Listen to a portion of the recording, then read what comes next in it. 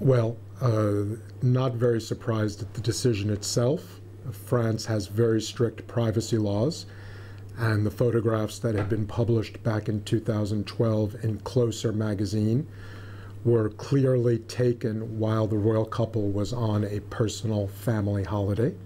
So there was no way of saying that this was in the public domain. So it was clear that the magazine was going to be found guilty of invasion of privacy. In public, you could argue it, but there was nothing to argue. It was an invasion of privacy. It was clear.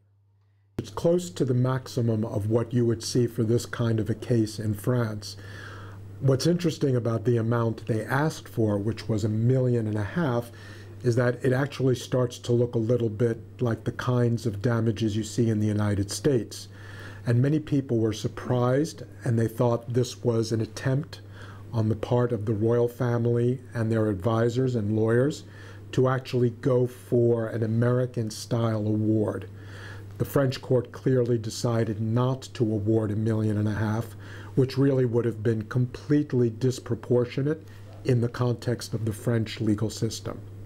So that was probably the most interesting part of today's decision, was the fact that the court did not follow the request of the royal couple in terms of the damages which they were awarded. So I think your questions covered what we can say right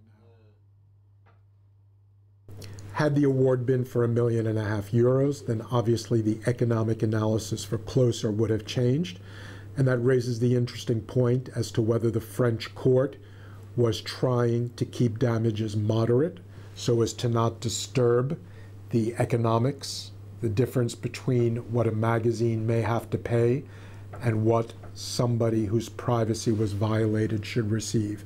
And I actually believe that the court did keep that in mind when it awarded $50,000 to each member of the royal couple rather than the $1.5 million which was being sought.